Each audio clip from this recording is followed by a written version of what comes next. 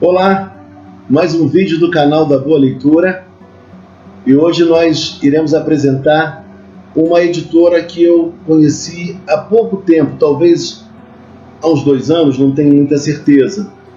Conheço o seu editor, é uma pessoa muito especial, muito querida, um dos seus editores, mas eu trouxe 3 livros para apresentar a vocês muito rapidamente como sugestão de leitura, tá bom? Eu pretendo futuramente fazer uma análise, um resumo, uma resenha, uma síntese pelo menos desses livros aqui. São 3 livros que eu vou apresentar a vocês e eu recomendo porque eu conheço o autor, né? Na verdade, 2 são de um autor muito conhecido por mim já.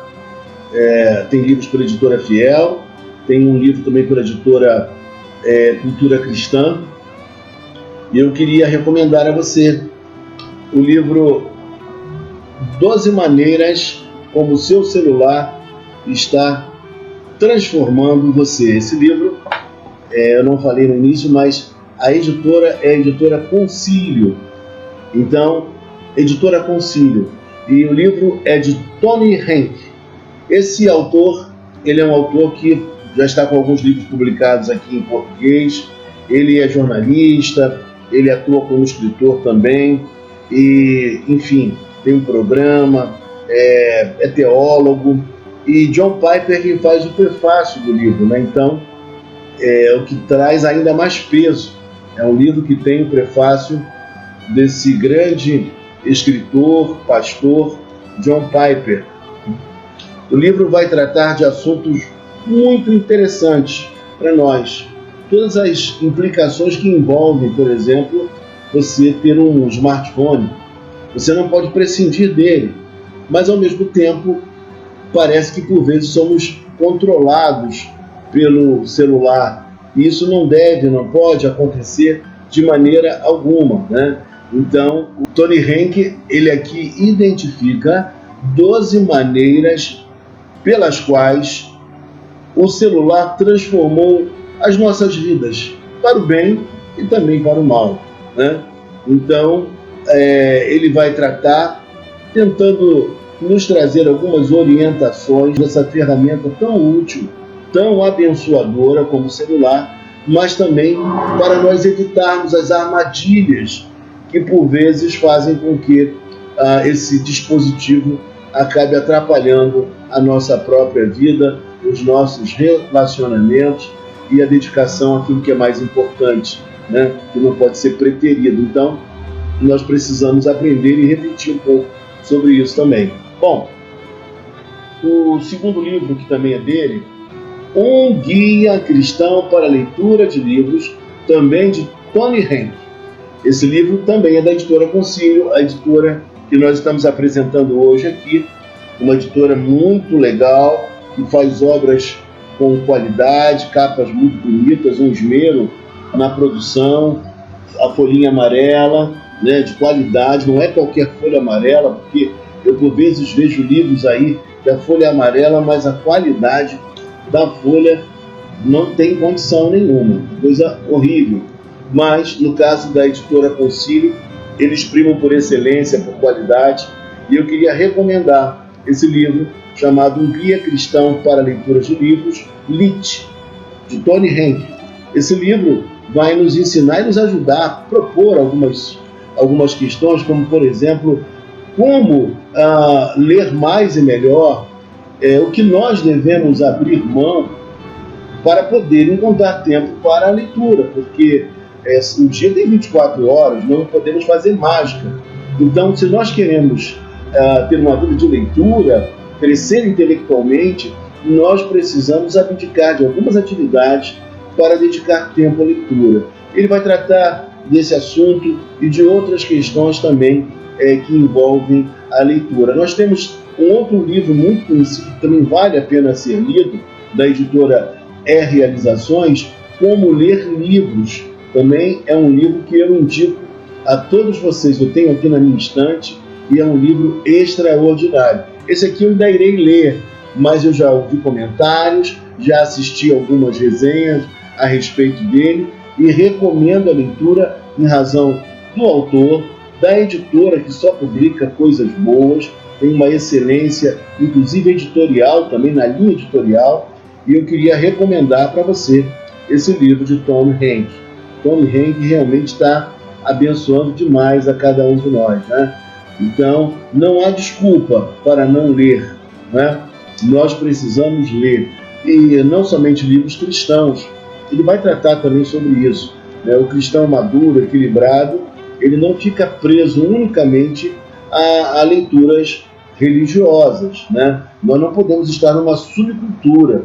A nossa mente tem que ser ampla, né? Então nós temos que ler, claro que de forma crítica, avaliando o que lemos, mas precisamos ler também livros não evangélicos, não religiosos também, porque trazem a sua contribuição. Por isso a doutrina da graça comum, ela é tão benéfica para nós, porque nos liberta desse cerceamento que tentaram introduzir em nós, né? Nos levando para um gueto de só ler material religioso. Tem muita coisa boa sendo produzida no cenário religioso, mas também nós não podemos prescindir da leitura secular. Ela também tem o seu papel, grandes autores que nós precisamos conhecer. Bom, e para finalizar, de maneira bem rápida, esse livro me foi indicado pelo próprio editor. Eu não conhecia o autor, Mike Cosper, Ritmos da Graça. Como a adoração da igreja conta a história do Evangelho. Como a adoração da igreja conta a história do Evangelho. Um livro muito bonito, bem preparado, muito bem diagramado. A leitura fica mais facilitada, muito bom. Sensacional o esmero com o qual eles produziram esse livro. Eu já pude ver que ele tem o endosso do John McAllister, que é pastor da Catedral de Nova Vida no Recreio, que, por sinal, ele é o autor, né, coautor, junto com seu pai, do Pentecostal Reformado, que é um livro também maravilhoso, que você deve ler. E ele também tem um livro mais recente, que eu já comecei a ler, não terminei, mas um livro sobre lamentações, sobre o livro da Bíblia, Lamentações de Jeremias. Então, John McAllister também é um autor que você deve procurar ler, porque ele tem, de fato, muito conteúdo, é um estudioso, e eu fico muito feliz, porque eu fui da Igreja de Nova Vida no começo da minha caminhada, né? E é bom saber que a Igreja de Nova Vida, que sempre foi uma igreja maravilhosa, mas agora também caminha por essa linha de mais conteúdo, de uma teologia reformada, sem desprezar a sua herança, né? Então isso é muito bonito. E John McAllister, já tive o prazer de conhecê-lo, um excelente pregador, um expositor bíblico, um grande comunicador da palavra, e Deus tem realmente nos abençoado através do seu ministério. Sempre que posso, eu dou uma passada lá na catedral para assistir, para participar do culto. E nas palestras também muito boas que eles promovem. Bom, e Ritmos da Graça, ele é esse livro também encharcado, diria eu, de citações, né, de pensamentos. Então já vi aqui que eles citam, por exemplo, o autor cita Sproul, que também é um dos autores que eu mais aprecio. Eu digo a você, o que você encontrar de R.C. Sproul, você pode adquirir. Os seus livros estão, em sua maioria, pelo selo da editora Cultura Cristã. Você vai encontrar uma grande quantidade de livros pela Cultura Cristã, mas também em outras editoras, como, por exemplo, a editora Fiel. Então vale a pena você ler. Eu estou encantado com o primor dessa publicação e das publicações da editora. É bom, né, que o editor, que a empresa, ela tenha na sua direção pessoas que não somente se valem da atividade comercial profissional, né, de trabalhar com livros, mas pessoas que amam a literatura, pessoas que gostam do que fazem, né? Então, eu vejo isso na editora Concílio. E, portanto, a qualidade, a excelência do produto final é uma beleza, um capricho tremendo, uma diagramação, a qualidade da folha amarela, tudo isso, os tópicos bem separados, delineados. Olha só, a orelha, né? E a gente vê aqui, olha, que coisa linda a foto do autor, um resumo do seu histórico, né, de vida ministerial. Que coisa linda, maravilha. E aqui diz assim, com a proposta de ajudar os cristãos a pensarem mais teologicamente sobre a natureza da verdadeira adoração. Ritmos da Graça mostra como o Evangelho tem tudo a ver com adoração e a adoração tem tudo a ver com o Evangelho. Mike Cosper, enfim, responde à pergunta: o que é adoração? E eu diria para você, para a gente finalizar, que o grande autor que eu sempre comento com vocês, que também é outro, tudo que você encontrar você deve ler dele, porque é bênção demais, é muito abençoador, John Stott.